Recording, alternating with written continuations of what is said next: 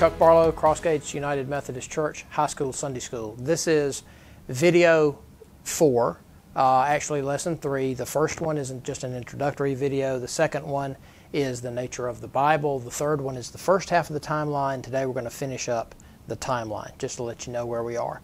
So just going back and reviewing just a little bit, this is a truncated version of what we talked about last time. Truncated can be our ACT word of the day today. It really just means shortened or condensed. But just the high points, the points for which I really like to put a date just on the timeline of the Old Testament, starting with creation, 4,000 years BC, before Christ. Remember, these are Bible years. I'm not trying to explain evolution or dinosaurs or geography. Abraham, about 2,000. Moses, about 1,200. And then King David, the most successful king of the monarchy in Israel, not the richest, but probably the most successful, about 1,000 BC. And just remember the dates, don't get hung up on them. Scholars argue about all of these dates, people who know a whole lot more than I do. And obviously these are very round numbers. The closer you get, and what you're going to see is the closer that you get to today, the characters in the Bible more or less step onto the stage of history, of actual history that we can confirm. To go and look at history books, and you see some of the same events, some of the same characters. So the closer, the more we can use exact dates that are not just kind of the symbolic 4,000 years. What does that really mean? A real long time ago. But we'll get to more specific dates as we go toward the birth of Christ. So this is what we did last time. I'm going to pick up with David. And this is during the monarchy. David was the second king of Israel. Like I said, really the sort of the apex, the top of the pyramid of Israeli history. When Jesus came, a lot of people wanted Jesus to be like David. They were looking for a Messiah, a Savior who would be like David, because, as the Bible says, David was a man after God's own heart. He was both a warrior and a poet. He was a good administrator. He did a lot of things wrong, but overall, a great example of the godly type of man in the Old Testament. Although certainly had his issues, even going so far as murder. Come to class, and we'll talk about that more. But David, around 1,000. David's son, who became king, he had a lot of sons. And daughters, but the son who became king was named Solomon. Solomon is probably most famous for having built the temple. Now, there were a lot of places in Israel where the people of Israel worshiped God. But there was only one temple. The temple was in Jerusalem. And it came to be the central focal point of the worship of the God of Israel, both by these folks in this period and the later Jewish people. The temple was the focal point. So Solomon built the temple. David wanted to build the temple, and God said, "No, you're a man of war. You're a man of blood. I'm going to let your son do it."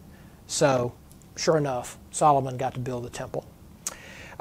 So Solomon was a very successful king, probably the wealthiest king that Israel had.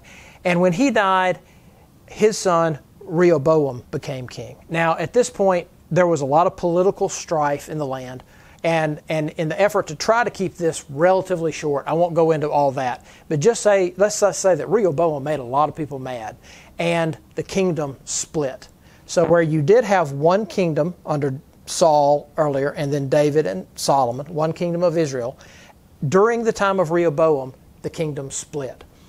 There was a northern kingdom, which is called Israel. There was a southern, which was called Judah.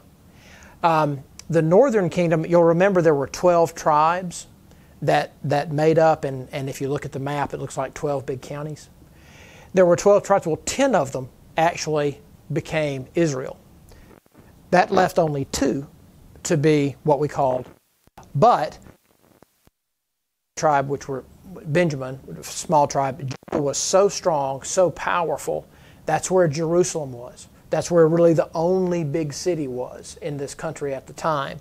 That Judah was actually more powerful with only 2 tribes than Israel with the 10 other tribes that were relatively weaker, more rural, smaller. Okay? So we rock along like this for a couple of hundred years. We have prophets, very important in the Bible, who arise both in the northern kingdom and the southern kingdom, and there are a long list of prophets, but some names that you may recognize. Elijah was a prophet in the northern kingdom. Elijah is we talk about him a lot as Christians because there are a lot of similarities between the ministry of Elijah and things Elijah did and things Christ did. In the south, Isaiah was a prophet.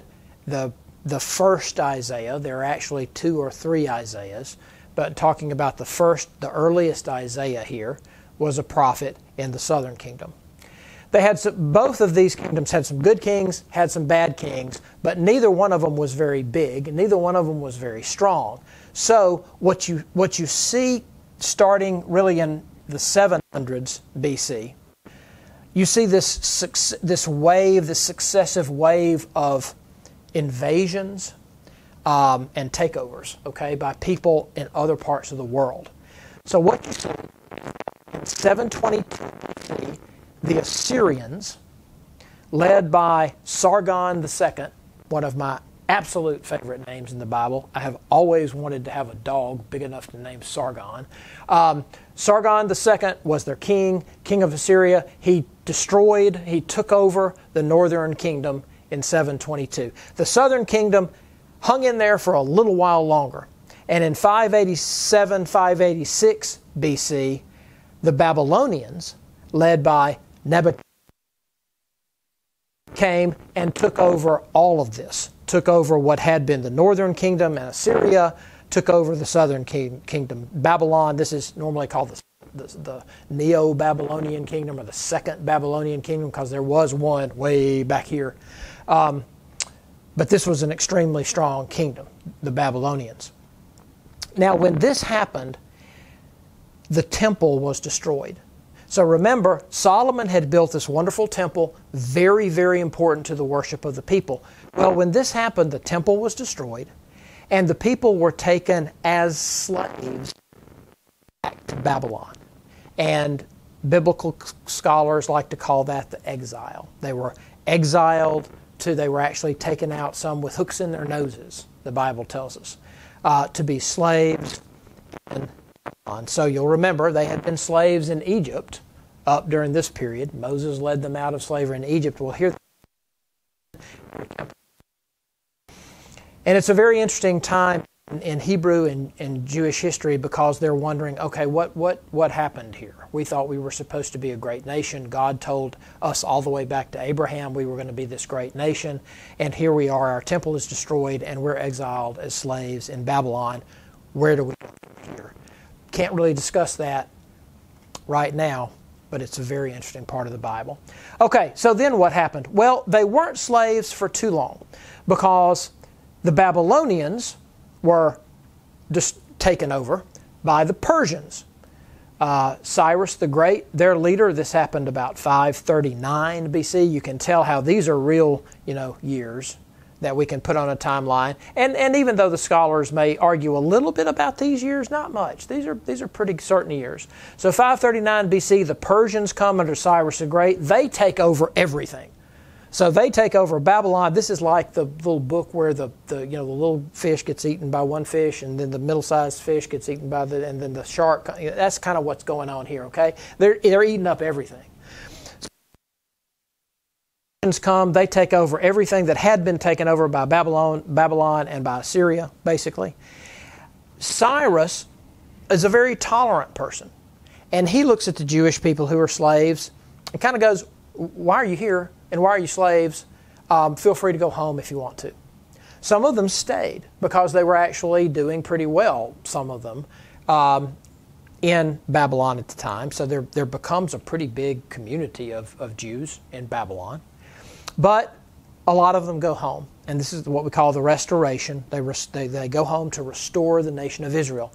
The first thing they have to do is try to rebuild Jerusalem, rebuild the walls of Jerusalem so that they can be safe, and at the same time start rebuilding the temple. They do rebuild the temple.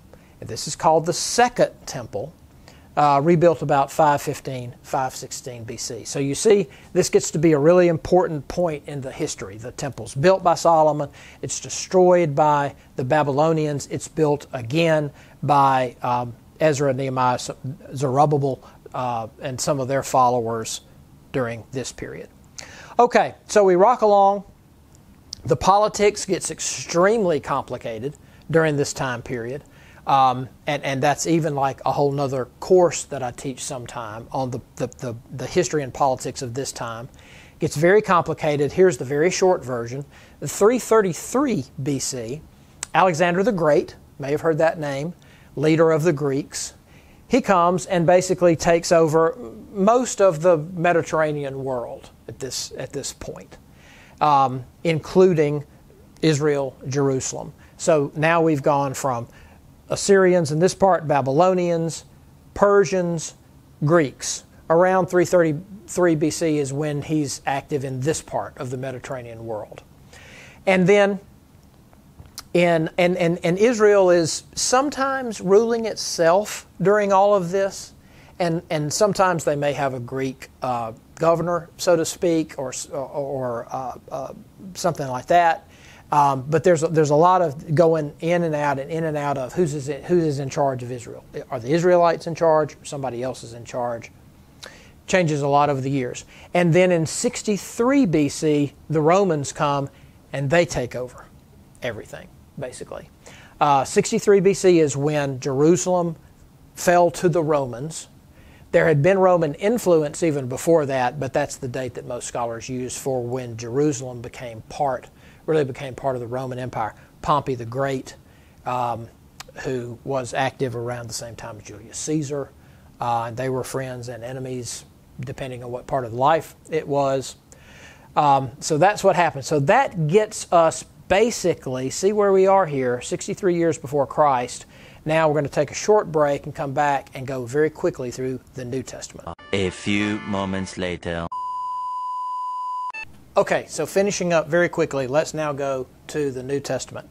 Remember, the Romans are in charge. 63 BC, they've come in, they've taken over Rome. So the Romans are in charge. Of course, the Israelites, the Jewish people living there in Israel. The birth of Christ happens. That's really the beginning of the New Testament, right? Strangely enough, if you go back, it looks like this happened either in the year 3 or 2, what we call BC, which stands for before Christ. But long story short, the calendars got messed up over time. And if you go back, it looks like we would say today that actually happened in the year 3 or maybe the year 2 BC. People argue about this one too. The crucifixion, about 33 years later. Jesus started his ministry when he was 30, we believe. And he ministered, preached, taught for about 3 years. So let's just say, and this little C stands for circa. And that's just a Latin word that means about. Okay, so crucifixion, 30 AD. Now I've gone to AD, right? I'm not saying BC anymore, or BCE, before Common Era, if you want to talk about that time. This is AD. Now, this does not stand for after death, all right? And when I ask a class that, almost every time somebody will say it stands for after death, for after the death of Jesus. No, it starts when Jesus was born, except that we got the calendars messed up. So it's AD, it stands for Anno Domini, right, which is Latin for in the year of our Lord. So it just means this is a year starting at Jesus' birth, and now we're counting forward. You remember, when you're BC, you're counting down more or less to 0. And then in AD, you're counting up just like we do today. So we start with, somewhere in here, you start with 0. And you count all the way up to 2020, and that's where we are this year. So you have the crucifixion, resurrection, Jesus' ascension, rises up into heaven. And then so these are the Gospels. This is when the events happened about the story of Christ.